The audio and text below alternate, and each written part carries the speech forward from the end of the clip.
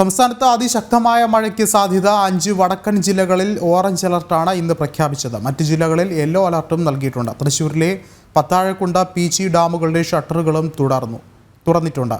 Wayanad Banasura dam പരിസരത്ത് red അലർട്ടും പ്രഖ്യാപിച്ചു. അതേസമയം തൃശ്ശൂർ ജില്ലയിലെ വിദ്യാഭ്യാസ സ്ഥാപനങ്ങൾക്ക് നാളെ അവധിയും പ്രഖ്യാപിച്ചു. വിവരങ്ങളുമായി ഗോകുൽ കെ വേണുഗോപാൽ ചേരുന്നുണ്ട്.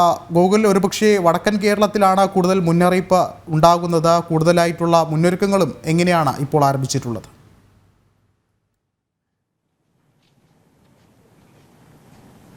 വടക്കൻ കേരളത്തിൽ ശക്തമായ മഴ ഓഗസ്റ്റ് 1-ാം തീയതി വരെ തുടരുമെന്നാണ് കാലാവസ്ഥാ വകുപ്പിന്റെ പ്രവചനം.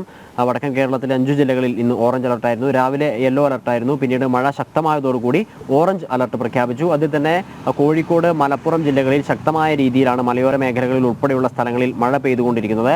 ബാണാസുര സാഗർ അണക്കെട്ട് നാളെ രാവിലെ 8 മണിയോടുകൂടി തുറക്കുമെന്നൊരു അറിയിപ്പ് ഇപ്പോൾ ജില്ലാ ഭരണകൂടത്തിന്റെ ഭാഗത്ത് നിന്ന് ഉണ്ടായിട്ടുണ്ട്. 773.50 മീറ്ററായി ബാണാസുര സാഗർ അണക്കെട്ടിലെ ജലനിരപ്പ് ഉയർന്നിട്ടുണ്ട്.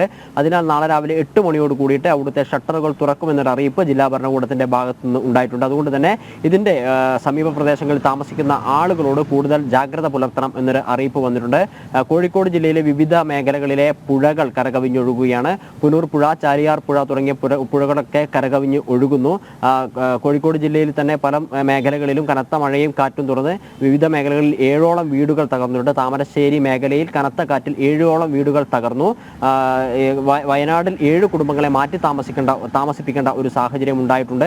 മഴ ഇതുപോലെ തന്നെ തുടരുകയാണെങ്കിൽ റെഡ് അലർട്ട് ഉൾപ്പെടെയുള്ള പ്രഖ്യാപിക്കാനുള്ള സാധ്യതയുണ്ട് എന്നൊരു വിലയിരുത്തൽ കൂടിയുണ്ട്. കാരണം രാവിലെ മുതൽ തുടങ്ങിയ മഴ ഈ വയനാട്, കോഴിക്കോട് ജില്ലകളിൽ തുടർച്ചയായി പെയ്തുകൊണ്ടിരിക്കുന്നു. ഇടവേളകളില്ലാതെ പെയ്തുകൊണ്ടിരിക്കുന്നു എന്നതാണ് പ്രധാനപ്പെട്ട കാര്യം. അതോടൊപ്പം തൃശ്ശൂരിലെ വിദ്യാഭ്യാസ സ്ഥാപനങ്ങൾക്ക് നാളെ സർക്കാർ ജില്ലാ ഭരണകൂടം അവധി പ്രഖ്യാപിച്ചിട്ടുണ്ട്. കനത്ത മഴ തുടരുന്ന പശ്ചാത്തലത്തിലാണ് ഇത്.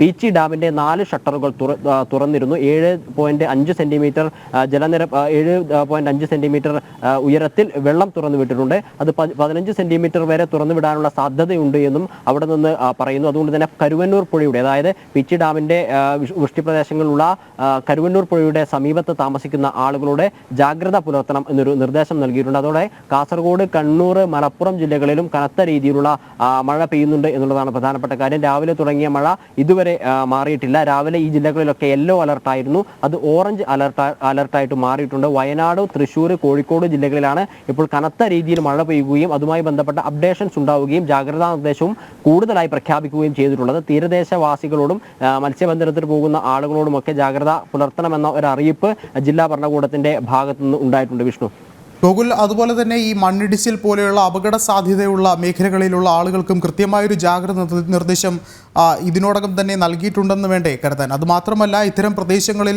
അപകട സാധ്യതയോ അല്ലെങ്കിൽ അടിയന്തര സാഹചര്യമോ ഉണ്ടായുള്ള എന്തെങ്കിലും കാര്യങ്ങൾ നേരിടാനുള്ള പ്രതിരോധ സംവിധാനങ്ങളും സജ്ജമാക്കിയിട്ടുണ്ടോ?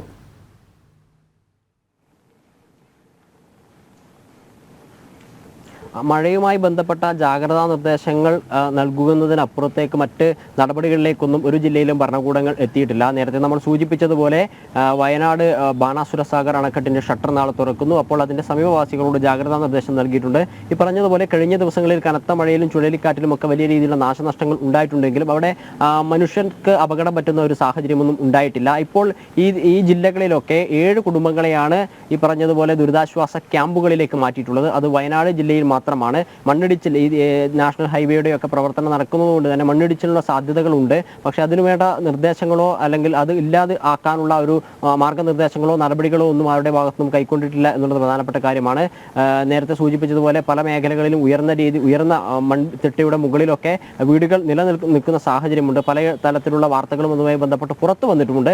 എന്നാൽ അത്തരത്തിലുള്ള അപകട ഭീഷണി നിലനിർത്തുമ്പോഴും അവിടെയുള്ള ആളുകളോട് മാറി താമസിക്കാനുള്ള ജാഗ്രതാ നിർദ്ദേശമൊന്നും നൽകിയിട്ടില്ല. ഈ കനത്ത മഴ പെയ്യുമ്പോൾ, പുഴകളിലെ ജലനിരപ്പ് ഉയരുമ്പോൾ, ഡാം തുറന്നുവിടേണ്ട ഒരു സാഹചര്യം ഉണ്ടാകുമ്പോൾ അങ്ങനെയുള്ള സമയത്ത് മാത്രമാണ് എന്തെങ്കിലും തരത്തിലുള്ള ഒരു ജാഗ്രതാ നിർദ്ദേശം ജനങ്ങൾക്ക് നൽകാൻ ഭരണകൂടം തയ്യാറാവുന്നത്, അല്ലെങ്കിൽ ജില്ലാ ഭരണകൂടത്തിന്റെ ഭാഗത്തു നിന്ന് ഉണ്ടായിട്ടുള്ളത്.